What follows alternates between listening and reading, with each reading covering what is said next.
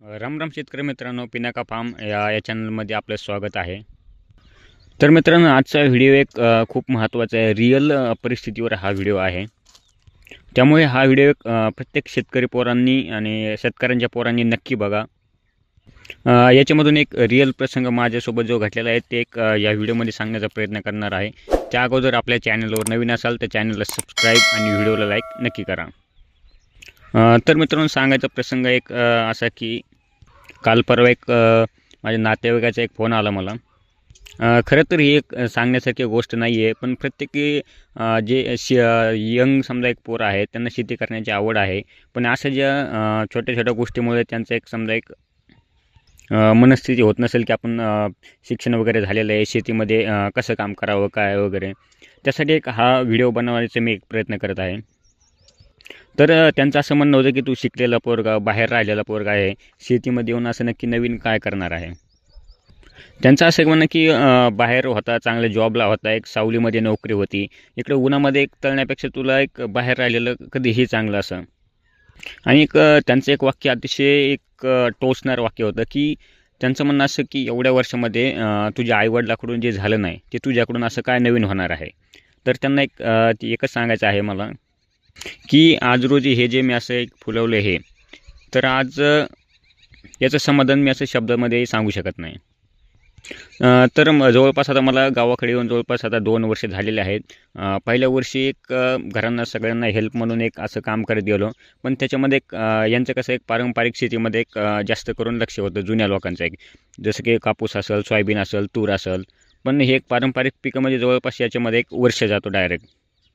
आणि एक त्याला मेहनतही खूप आहे आणि पैसे त्याचे एकदम शेवटला डायरेक्ट. आणि तोपर्यंत आपल्याला कसं एक मध्ये जर काही गरज पडली तर वगैरे मग असं इकडून घ्या तिकडून घ्या, त्याच्यापेक्षा एक फास्ट मुव्हिंगमध्ये एक कॅश क्रॉपिंग, जसं भाजीपाला असेल, दुसरं काही एखादं असेल, 3-4 महिन्याला वगैरे असं पैसा येईल अशा हिशोबाने मी काम करत गेलो. तर मागच्या वर्षी एक पावसाळ्यामध्ये एक टोमॅटोचा प्लॉट घेतला, तो बऱ्यापैकी समजा एक चांगला राहिला.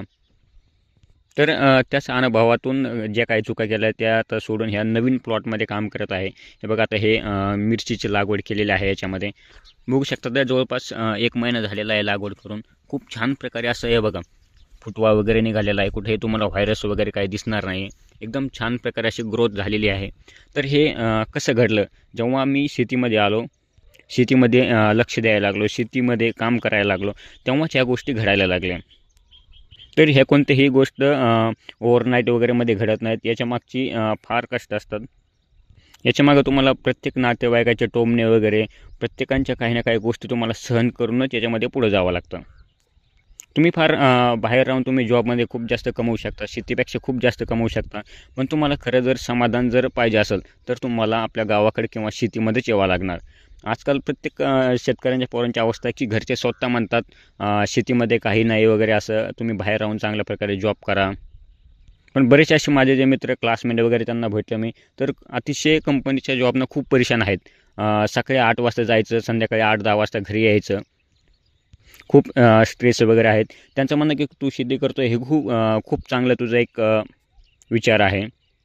प्रत्येक आईवडिलांचं एक तेच असतं की आपण जे समजा एक उन्हामध्ये वगैरे दिवस काढलेले ते आपल्या पोरांनी काढू नये. पण त्या जुन्या संकल्पना आहेत त्या सोडून आपल्याला नवीन पद्धतीने काम करायचं आहे, जेणेकरून कॅश क्रॉपिंग जे फास्ट मुवमेंट देईल, 3-4 महिन्यामध्ये पैसे कमवून देईन आपल्याला, ते झाले की लगेच दुसरा प्लॉट वगैरे असं काही जर नवीन काम करत गेलो तर त्यांनाही चांगलं वाटतं आहे. जसं की जुन्या संकल्पना वगैरे त्यांचं कसं एक जुना माइंडसेट होता, कापूस वगैरे, तूर वगैरे. तर आपल्याला ते सोडून एक नवीन क्रॉपिंगमध्ये यायचं आहे. आणि प्रत्येकी पोरांचं एक हेच म्हणणं असतं की आलेल्या घरच्यांनी सगळं आमच्या हातात दिलं पाहिजे, आम्ही केलं पाहिजे, असं कधीच होणार नाही. तुम्हाला 1-2 वर्ष अगोदर बॅकग्राऊंडला काम करावं लागेल, तेव्हा तुमचे घरचे तुमच्यावर विश्वास ठेवतील. तरच तुम्ही छोट्या छोट्या पद्धतीनं असं एक पुढं काम करत जा. आता जवळपास मला घरी येऊन 2 वर्ष झालेले आहेत. 1 वर्ष मी त्यांच्या जसं म्हणतील तसं ऐकत गेलो. नंतर छोट्या छोट्या पद्धतीनं काम करत गेलो त्याच्यामध्ये. आणि ते दिवस पाहिल्यानंतर जवळपास आज अशा पद्धतीने मी हा प्लॉट तयार केलेला आहे. बघू शकता 1 महिन्याची मिरची आहे, एकदम छान प्रकाराची ग्रोथ झालेली आहे.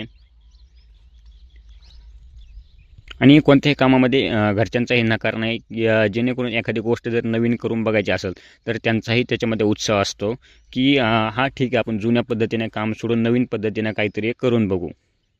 तसं तुम्ही छोट्या छोट्या गोष्टीमध्ये एक करून बघा. आणि विशेष म्हणजे तुम्हाला बाहेरच्या जॉबमधून जेवढा पैसा वगैरे पाहिजे तेवढं भेटणार नाही, पण याच्यामध्ये तुम्हाला समाधान खूप भेटेल. कोणते असं स्ट्रेस वगैरे भेटणार नाही. पाहिजे तुम्हाला कधीही काम करू शकता, कधीही तुम्ही आराम करू शकता. पण एवढंच आहे की तुम्हाला मेहनत केल्याशिवाय याच्यामध्ये पर्याय नाही. भाजीपाला वगैरे कसं एक फास्ट मूव्हिंग हे असतं.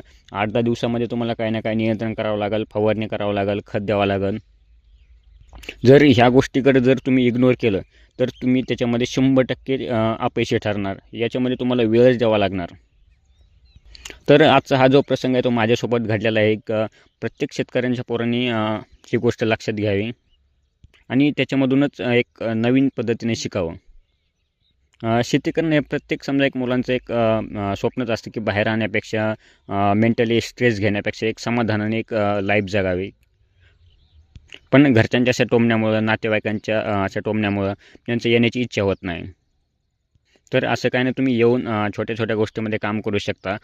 1-2 प्लॉट अगोदर करून बघा, जर सक्सेस झाला तर नंतर वाढवा. तर अशा छोट्या छोट्या गोष्टींमधूनच तुम्ही याच्यामधून नवीन नवीन तुम्हाला शिकायला भेटेल. तर हा जो माझ्यासोबत घडलेला प्रसंग आहे मांडण्याचा मी प्रयत्न केलेला आहे. तर मित्रांनो, कसं वाटलं एक ते कमेंटमध्ये नक्की सांगा आणि आपल्या चॅनलवर नवीन असाल तर चॅनलला सबस्क्राईब करायला विसरू नका.